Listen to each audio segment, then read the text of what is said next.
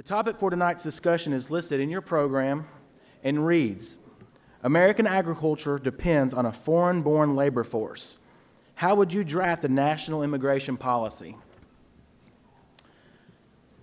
During the 30-minute conversation, the contestants will each be graded on their problem-solving ability, delivery, and analysis of the topic, cooperative attitude, and their opening and closing statements. Our timekeeper for the evening is Alan Hubble, who's seated here. Alan is a member of the State Young Farmer Advisory Committee from Lincoln County. Let me now introduce tonight's contestants. Kirby Green, representing Daviess County. Kyle Skidmore from Bullitt County. Lily Robertson, representing Logan County. And Kyle Kelly from Owen County. We'll begin the contest with a 30-second opening statement by each contestant in voluntary order. We will follow with 30 minutes of open discussion of the topic. I will alert everyone when there is a 5-minute warning.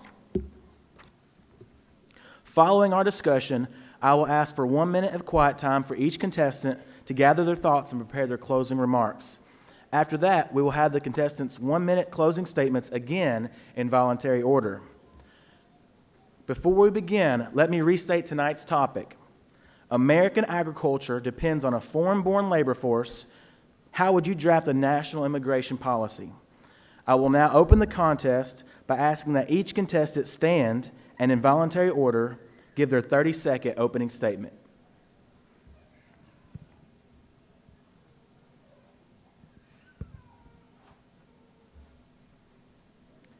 Blas Perez Bracero has been a part of my family's farming operation for over 15 years. He's been a part of our family. So for me, the topic of immigration reform is both personal and business. I believe an effective immigration policy will include A, visas that reflect the ebbs and flows of the ag industry, and B, an adjusted status for experienced ag workers to become legal citizens. I believe this is what's best for Kentucky agriculture.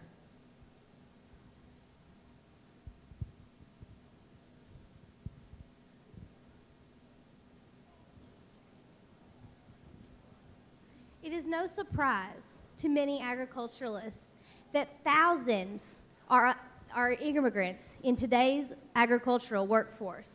It is estimated that 6 in 10 of these immigrant laborers are undocumented. This is no surprise, considering that only 89,000 H-2A agricultural visas were issued in 2014. All things considered, the H-2A system is broken, and anyone from a dairy farmer here to a tobacco farmer could tell you that. I think... Time.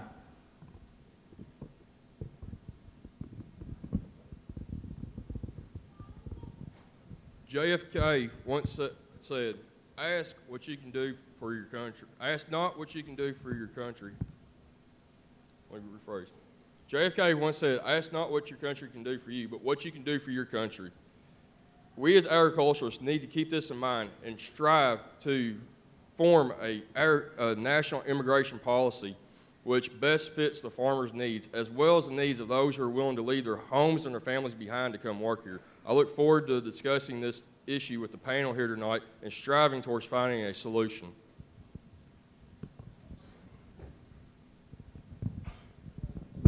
Imagine federal government bureaucracy that hinders the ability for young farmers and ranchers to provide produce at a cheap and affordable level. Well, this is not an imagination, this is reality because of broken problems within the H-2A program and over-regulations. I support Kentucky Farm Bureau and American Farm Bureau's stance on changing the rate of pay to a prevailing wage rate over the AEWR. I support Rand Paul's bill that helps streamline the process for getting legalized workers here, among other things that I look forward to discussing with the panel. Thanks. You may now begin your discussion.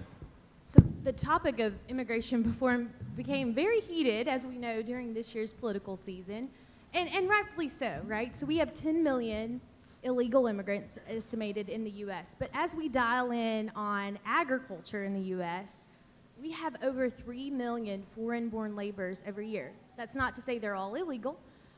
There are legal and illegal immigrants, but you know, the significance is there. That's actually more folks, foreign-born workers in agriculture, than there are farmers and those directly employed in agriculture. So as we scale that, we know nationally as a very big impact. I'm curious to know where it really hits home is on the local level. So how would you say this area of immigration policy impacts your local communities? I think as far as locally, we've seen it hit counties around us this year, and that the way that we saw it hit was that some of the farmers couldn't get their workers in due to paperwork issues and things of that nature. And then there's no real way for them to get their workers because there's a 60-day process in the H-2A from the time that they request that worker to the time that they actually get that worker. And if something happens and that worker just doesn't show up or gets lost in between the border and Kentucky, then they have to apply for another visa for that worker to come in, and it's another 60 days. And we know if they're expecting that worker to be there on May 20th to help finish setting tobacco, and that worker can't get there now until July 20th, that's not going to work too good for the tobacco industry. And I know, Kyle, you work a lot with this, and I'd like to hear your opinion on it. Yeah, Kyle, thanks, and I agree with that. And as I mentioned in my opening statement, and Kirby, as you did as well, we need to streamline the process. And the paperwork, it's overburdensome. A lot of it's redundant. You do it multiple times. And I mentioned Senator Rand Paul introduced a bill, Senate Bill 3439. Part of that bill would help streamline the process by making some online things. So right now, everything's done by snail mail. And as you say, like if you expect them to be there on the day that you're going to put those plants in the ground, you need them to be there on that day, because if you get behind, it's hard to catch up in agriculture. So one thing that I would like to touch base on is Senator Paul's bill and making it to where you get online requests for evidence too. So say if you make a request on why were you denied, and they come back to you, that can be something that's done online. Agriculture has really embraced technology. I think that the day of the modern farmer is pretty much technological advance now. So I think that one way that we can move that forward instead of everything by snail mail is to move it forward into an online process to where they can reply, respond. And then also in that bill, it gives Chicago, the people in Chicago, 3 business days. So it's no longer, they don't have the 7 days, or they don't have to just tell you, I'm working on it, I'll get back to you, and then say, well, maybe it got lost in the mail. This is all going to be bang, bang process that can really help us move forward, that can help streamline this process to get our workers here on time. And Lily, with that, is there anything else? If you've seen Senator Paul's bill, anything else in that you liked or thought that we could really use and move forward on or needed to change? Absolutely, and I think it's worth focusing also on the neglected 2013 overhaul of immigration reform bill, and it wasn't passed then, and it died in the Senate, and I think that's something that our new Congress needs to bring back. One of the things in that really was crucial to agriculture that we could really use was the reclassification of H-2A to a W program, and that was really going to streamline and eliminate a lot of that paperwork that you were talking about, Kyle.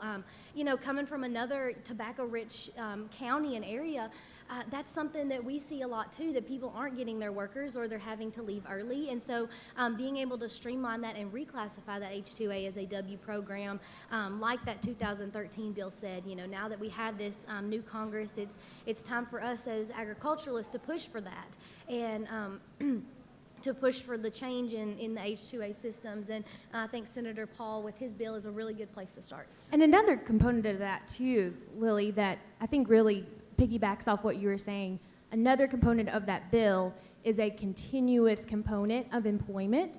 So on my family's tobacco farm and in Davis County, where there are a ton of H-2A workers, the bill emphasizes a continuous employment, so that if you have an employee that's been around your operation for 5 to 10 years, they can continue to have that visa year after year, because the cost of training, the time lapse, when you're running a farming operation, you don't have time for those, especially for crops that have to come in. So that's another important part of that bill as well, Kyle. And I would like to echo off that, Kirby, with American Farm Bureau also has language that talks about acting in good faith. And you talk about the process. If you've had an H-2A worker over and over for 3, 5, 10 years, why do you have to completely redo the application process year after year? Even if you do have them here for 10 months, which should be changed. You got dairies that need them here year-round, but we'll talk about that later. But you should be able to have a simplified application process for employees that come back year after year. There's no reason you should have to use the same application and fill out the same paperwork. You should be able to do it, in my opinion, and the question that asked, how would you draft, something that I would change in his bill or alter a little bit, is also the certification, the fee that you have to pay. Like, you shouldn't have to pay that same fee every the $1,000 or $1,400, whatever it might be by the end of it. You shouldn't have to pay that. You should have a simplified application for employees you're bringing back year after year. And you should also be able to be waived that fee, or at least reduce that fee, because they've already went through the interviewing process. They've already been here. You have shown good faith, which is the phrase that American Farm Bureau uses, and I couldn't agree with that more. Kyle, do you have anything else from that bill in particular? Or Yes, anything? Kyle. I appreciate you asking me. As far as that goes, the real need here, and I think we maybe skipped it over at the beginning, but there is a must need for the immigrant workers, because we do not have the labor force here that is willing to do the work that they are willing to do, and they are really here to want to better themselves, and we do not need to punish them and make it harder for them to get there, and also punish the farmers and make it harder for them to come in. And I agree completely that we do need to stream it online, and everything else in agriculture is going more technology based. So we do need a format online. And I also like to touch on the base. I think Lily hit on it, where we got to keep work in front of those guys. And sometimes it's hard for a single farmer to bring 10 guys in, keep them working on his farm. So we need some kind of partnership with other farms, and for the H2A to be maybe more friendly towards that and willing to accept that, to where we don't have to just use the one guy on our farm. If Kyle has something that he needs done on his farm, I can send my guy over to help Kyle one day. Next day, he's sending him back over. And we really need to focus on something like that. So I'd really like to hear what your opinions are on what kind of committees we could form, maybe, to kind of identify those needs and solve those problems. The great part about Farm Bureau is the grassroots effort that takes place that we all get to be a part of. So to me, that's the first thing that comes to mind, is involvement in our local county farm bureaus. Our young farmers group in Davis County sometimes just simply serves as a roundtable to say, hey, here's a problem I face. And Suzanne Cecil White is a local farmer. She's also a young farmer member. And as we were talking about this subject, she said for their farming operation, and it sounds like, when we talk about resolution, at-will visas, as I mentioned in that opening, we have to modify visas to accommodate the agriculture industry so we can have that flexibility in who works for who when the need arises and if all parties agree. Yeah. Kirby, sorry, Lily. Well, I think, another part of that, like you were talking about electronic, another part of making that easier is focusing our efforts on creating betterment instead of enforcement. There's been so much put into this new E-Verify program, and that's on enforcing current immigration laws. And we need to work on progression and visas and put our technology, put our efforts towards something that's bettering instead of something that's simply enforcing. And that's something that's going to come from that grassroots effort, just like you were talking about, Kirby. That's something that we may have to put together on the local level in order to make it a national program. And Kirby, I agree 100% with the at-will language, and Lily, you touched on it too, grassroots. Kentucky Farm Bureau is the voice of agriculture. We're truly a grassroots organization. That at-will language that is also directly in American Farm Bureau, that comes from Kentucky, Kansas, Florida, all 50 states that craft their resolution and that makes what American Farm Bureau's language is, and that at-will visa is absolutely needed, because even the busiest tobacco farmer he will have days where it might be raining and they can't be in the field. Well, you still have to pick produce. If you're farming squash, it grows so quickly. You have to harvest that every single day, which comes to another point about the Kentucky Farm Bureau's policy, where it talks about an exemption from the Kentucky 7-day labor laws, because it's needed in agriculture. I mean, when you've got 7 nice days, you need to be out there 7 days a week. Or like I mentioned, if you're farming a produce that needs to be harvested every single day, we need exemptions like that.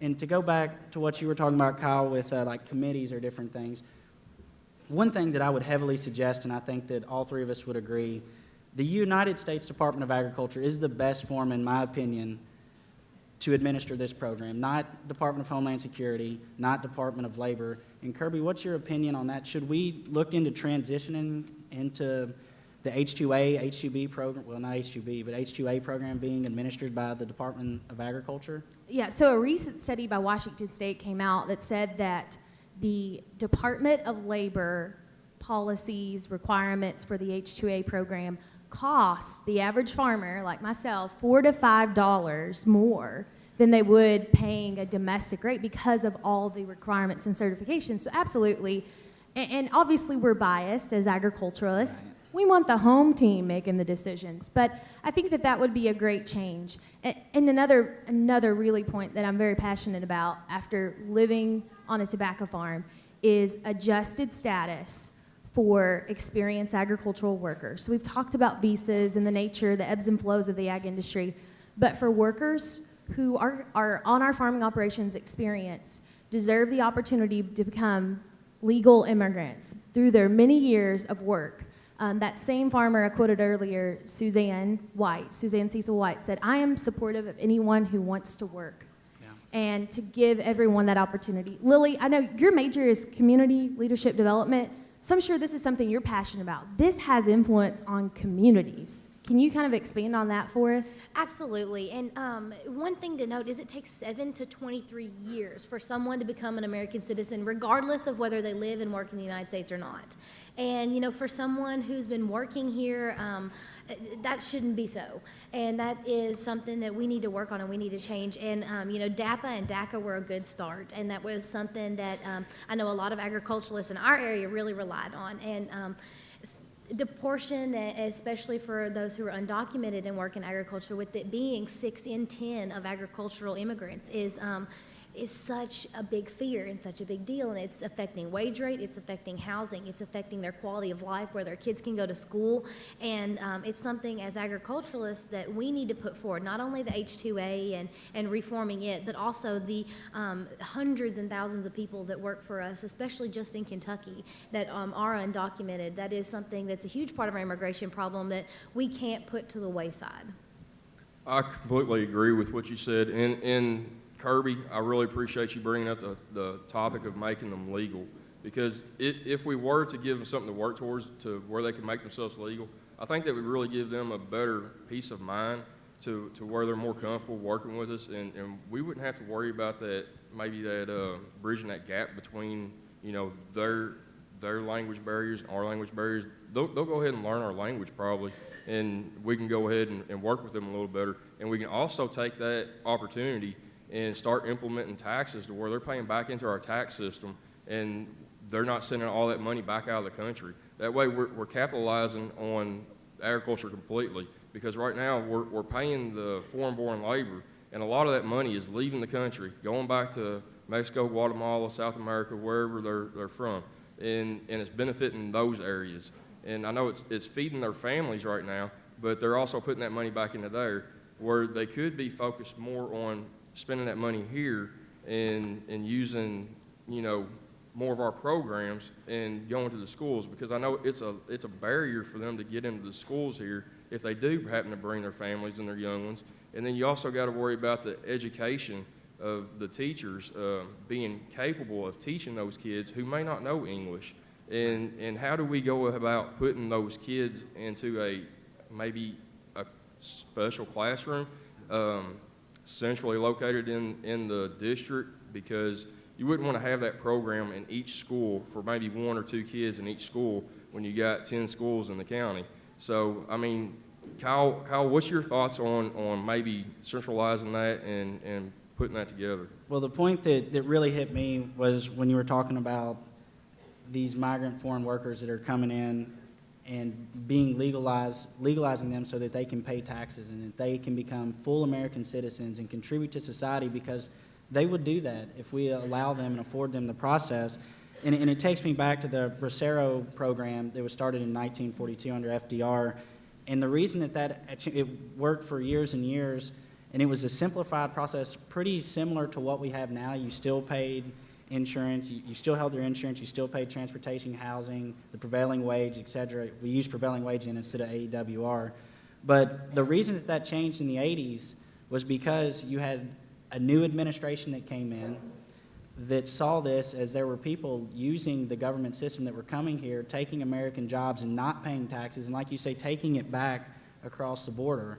And that's the reason why they put caps on H-2B program in general. In the start of it, they put caps that are still in today because they saw that as too many people coming over, taking American jobs and not paying into the system. So I agree, Kirby and Lily, with looking towards a path of legalization towards that so they can pay back into the system so you don't have the misperceptions of people outside of the industry, whether it be the H-2A with agriculture or whether it be any other form of business that uses H-2B workers. When you're on the outside looking in, you see that as, well, that's another job that Americans don't have. But the first thing you have to identify before you're eligible to get these workers in either H-2A or H-2B is identify that there is not a U.S.-born worker willing to do the job. So it's obvious we need these programs, but to circle back around, I do agree that we do need to work towards a path of legalization for the ones that want to be legal and want to be here, want to bring their families to America, want to pay taxes, want to contribute. I think we need to look forward towards that in the future as part of the overall immigration reform, and hopefully that's what we do in the future. And I appreciate what you just said, and I only think you realize you said it, but you said that such a change came in the 80s when the I guess Reagan came in and yeah, capped the program. It happened whenever the political scheme changed. So with our recent election, I mean, everything's getting flipped over. Lily, where do you see it going with the new administration? Well, there's been a lot of talk about money and jobs leaving the United States and bringing them back to the Rust Belt. And I mean, to here too, but I don't think we realize that $25 billion is moving to Mexico from the United States in remittances. That is money that immigrant workers are spending back to their families just from Mexico alone. So, like you said, if we can move towards legalization, all of you said, and we can move towards those people being American citizens and being able to bring those families, then imagine what those $25 billion could do here. And like you said, when those people are citizens, that money's going to stay. They're going to invest in our economy. They're going to invest in their kids. They're going to invest in local school districts. And that starts with us working towards legalization. And that's not something that's been talked about a lot in the recent election. It's been talked a lot about deportation and in the moving of illegal immigrants. But how do we fix this system to make, like you said, the ones that are skilled laborers, and where do we draw that line? Where do we draw the line between H-2A is an unskilled labor force to these people have been here and they know my operation and they know my farm and they know how to run this equipment. I don't think they're unskilled anymore. These people are skilled, at least to me and my family and my operation. Like you said, they're family. And that is a skill in and of itself. So past, present, now let's talk about the future, because we've heard about the Bracero Program and the H-2A program, and we know the flaws, especially as we're on our own farming operations and interact with our friends and family. So as we look ahead and seek resolution, so for me, I would say one great opportunity that I'm really looking forward to is the congressional tour in D.C. with Kentucky Farm Bureau here, and you better believe in representation of my farming operation and my county farm bureau that this will be at the forefront of what we talk about when it comes to policy. What do each of you think is the resolution that we seek based on the problems that we identified today? Kirby, I would say one thing, and we've all mentioned it, it's the regulations involved. And I think we need to cut some of the ridiculous red tape. And the devil's in the detail with any form of legislation. I agree that this needs to be a resolution that's passed by Congress. It does need to be an executive order. We mentioned the Bracero Program. That was an executive order. Obama has issued some executive orders. I think this needs to be done by Congress, and I think we really need to break it down. When we go on the congressional tour and we meet with our congressmen, whether it's Congressman Comer or Barr or Massey, Guthrie, whoever it might be, we need to really meet with their staff as well that actually looks through every little detail, because there's details, and I talked to a tobacco farmer not too long ago, and he told me a story about the Department of Labor that came on, and here's a regulation that is in that's very recent. You have 50 square feet per employee. Well, you used to be able to count closet space. Well, he built a new houses for his H2A employees. 3 were in one room, we needed 150 square feet. He measured it out beforehand, knowing that. Department of Labor comes in, do the measurements, says that you cannot count that closet space, so we only had 146 square feet. The laborers liked the closet space, but he had to go in, spend money to tear that out. So there's little regulations, like to make it the 150. So there's little regulations like that I think that we really need to look through. We've got to comb through every little detail, because the devil is in the detail, and any little change like that is such a big relief on farmers. I mean, I didn't ask him what the cost was, but it's not free when you have to do stuff like that, and it just makes it more barriers. So one thing that I would like to see are just going through every little regulation and making these small changes that are going to ease the burden of our farmers. And Kyle, can you think of any other regulations that just seem completely unnecessary that are in H2A program? I'm glad you asked, because I had something pop to mind just now. I was talking with a farmer earlier, and he said that it's so bad, and they don't get a warning. If the tread on the tires that you provide your H2A worker are not enough, if they're too slick, that they can automatically come in and slap you with like a $5,000 fine right now, I believe. And that's without warning. There needs to be like a 30-day warning to get it fixed. Go in, fix the problem. Don't just go ahead and fine them and slap it to them.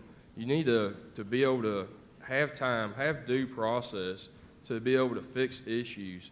And if paperwork needs to be caught up, filled out, you know, if a T didn't get crossed and an I didn't get dotted, you need to have time to go back and do that, and not just have to start all over, pay your fees over again, and just start from scratch and be out those 60 days. So I really do think we need to do something to centralize that. We need to get it online and get things straightened out to where you can go in, get it filled out. If it doesn't look right, you can go in and change it and get it figured out before it's too late and you're sitting there, you know, planting season, growing season with no help.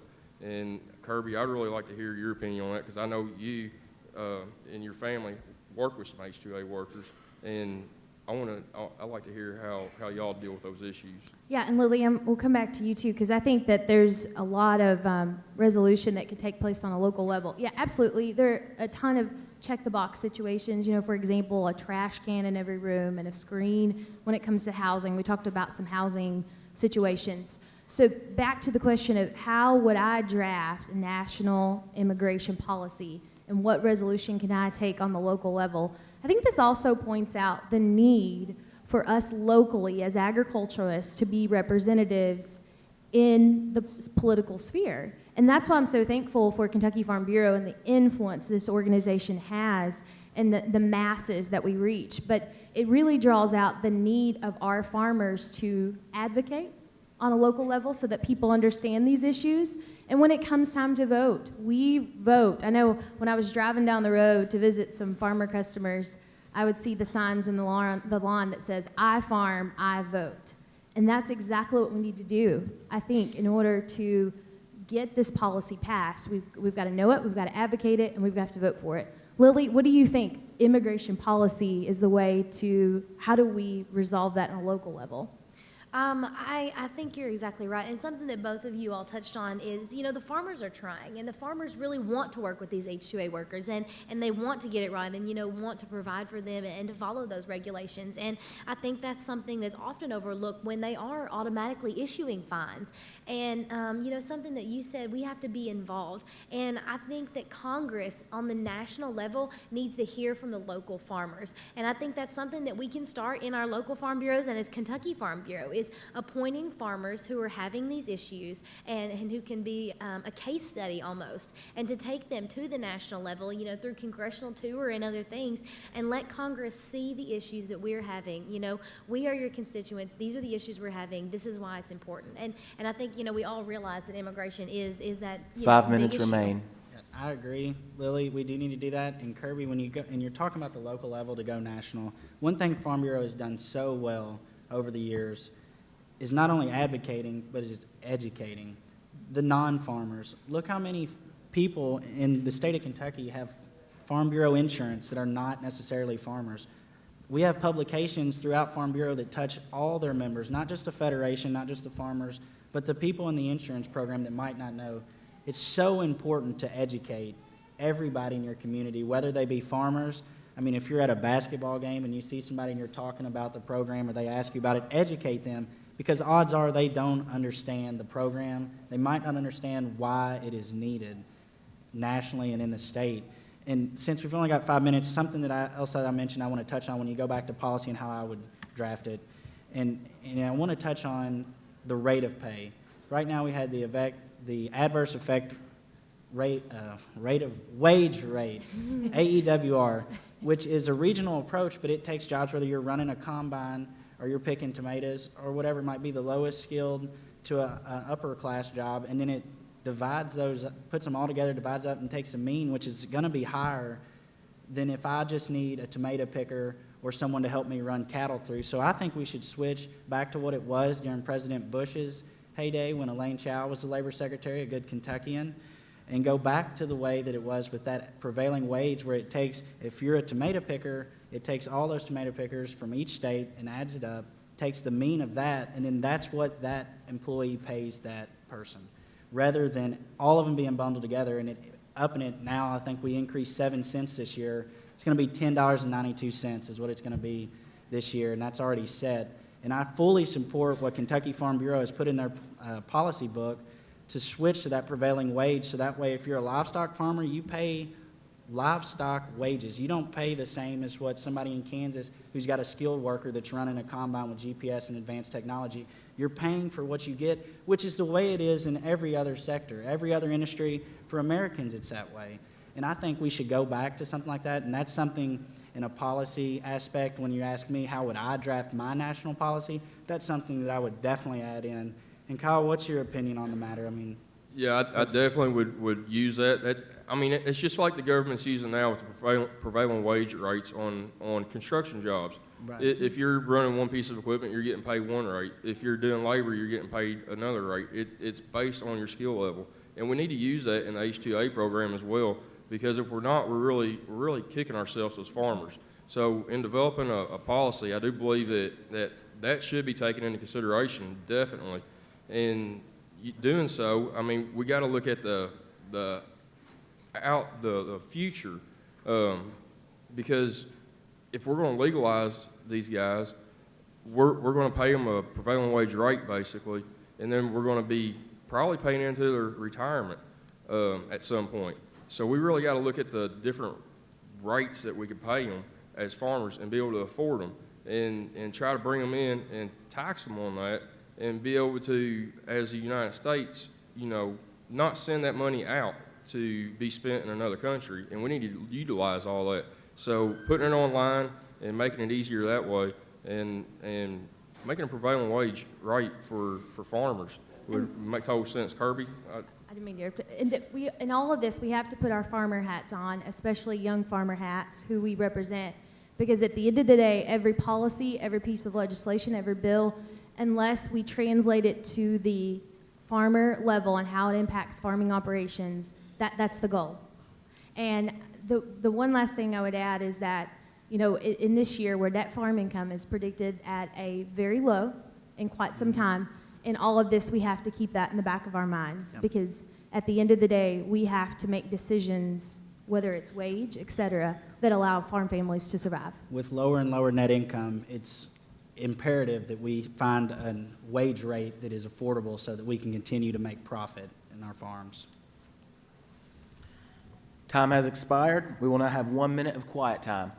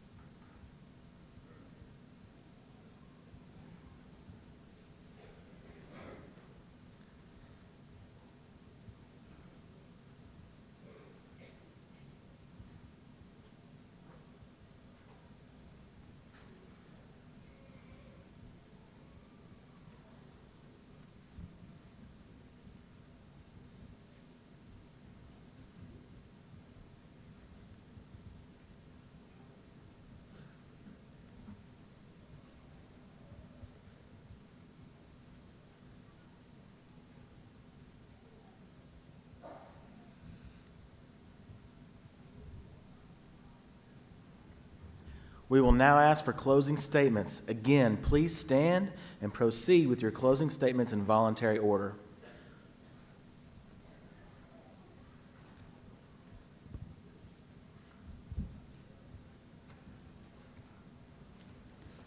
Cabeza y el corazón, head and heart. So as I was driving into Louisville off I-64, there was a billboard. It said, KFB loves KY. And below that it says, Kentucky's not just in our name, it's in our heart. Well, it was a promotional for Farm Bureau, and I think it really almost themes our conversation today of a head and a heart conversation, because that seemed to be the consensus among the group as we're making decisions around immigration reform. We heard words like transparency, cost-effective, at the end of the day, simplification when it comes to immigration policy that reflects the agriculture industry. I believe in visas that reflect the agriculture industry and the ebbs and flows that we experience as producers. I believe in adjusted status, as we talked about, for workers that are experienced to become legal. And at the end of the day, I think that that's what will allow Kentucky agriculture to thrive, and most especially young farm families.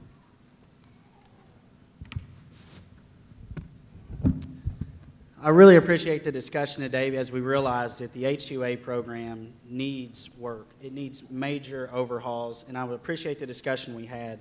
And Lily, I really agree with what you said about moving towards a pathway to citizenship with the adjusted status. And Kirby, I agree with what you said about Suzanne Cecil White and the need for 3-year contracts and at-will employees so that we can move them around as needed so they're not just sitting there if they can be working because it's needed. Kyle, I also agree with you that there needs to be a 30-day fine, or a 30-day period before a fine is assessed, because you don't always realize you've done something wrong, so it's needed. And I want to end with a quote from Thomas Jefferson that says, "A government big enough to give you everything that you want is also big enough. A government big enough to give you everything that you need is also big enough to take away everything that you want." And I'll touch on that because government is so involved in this program that it's hindering our ability to do what we do best. And I think we need to do things such as Rand Paul's bill to streamline the process, to take it online, and to move forward. Time. Kyle, I really appreciate how you just brought up the government side of it. Farm Bureau is the voice of agriculture. We need to work with the government and strive to tell them what our needs are, because they don't know. Most of the government officials that are elected are 3 to 5 generations removed from the farm. And if we don't work with them, being the voice of agriculture, they're not going to know what we need. And Lily, I love how you brought your major into driving the conversation to where we needed to go with this, and how Kirby brought in the personal side of it, where she's had them on her farm. And they're not bad people. We just need to work with them.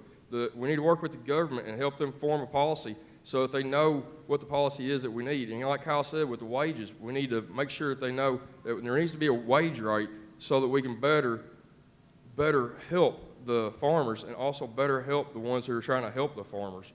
Thank you. You know, growing up on a dairy farm in a tobacco community, immigration and the status of immigrants has always been something that I've been really passionate about. And I appreciate the discussion we've had and the things that I've learned from all of y'all's different experiences. And I think the things that we talked about can be summed up in education for the public and for our legislature, advocacy on the part of Kentucky Farm Bureau and Kentucky farmers, and reform and simplification like everyone agreed on. And the statistic that the USDA had this past year that if the H-2A system was fixed and the visa number was increased, then agricultural exports across this nation would increase 0.2 to 3.2%. And that is absolutely vital for the growth of our agricultural economy over this next decade.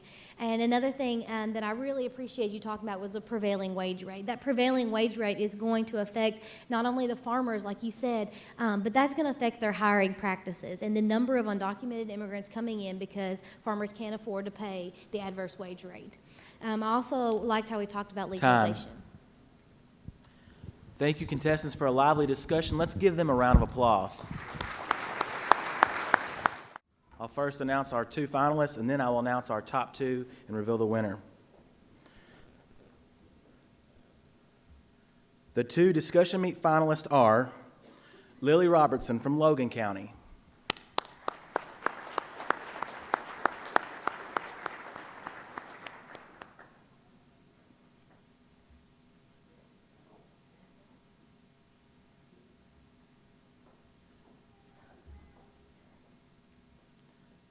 Our other finalist for this evening is Kyle Skidmore from Bullitt County.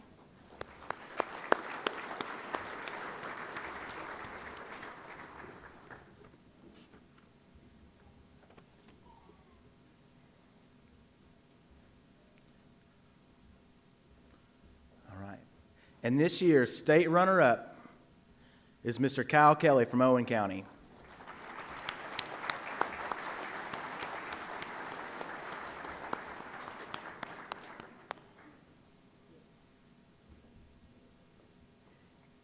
And the state winner for the 2016 Discussion Meet Contest is Kirby Green from Davies County.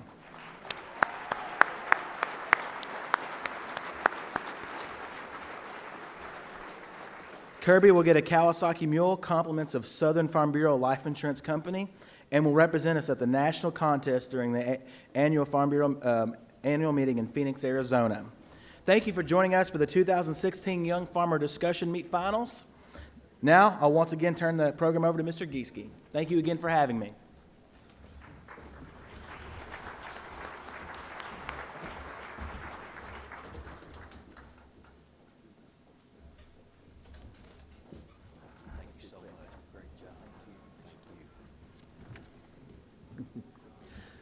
Thank you, Randy, and congratulations to our winner and all the participants tonight. And before we close, I just have a few announcements to pass along. And as we wrap things up tonight, I'd like for you to, if you would, ones that were at the President's reception, maybe to show our appreciation for the Kentucky Farm Bureau Federation and Insurance Company for the joint sponsoring of that President's reception. If you were there, I think you would say it was very tasty and nice and beautiful.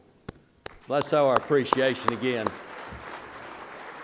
Thank you all very much for putting that on. And our public affairs breakfast will begin tomorrow morning at 7:30 and here in the Suite Tower in the Ballroom B&C. And our guest speaker is the United States Representative Andy Barr, who represents Kentucky's 6th District. So please join us. I think you'll enjoy that. And then tomorrow's business session, and starts back at 9 a.m.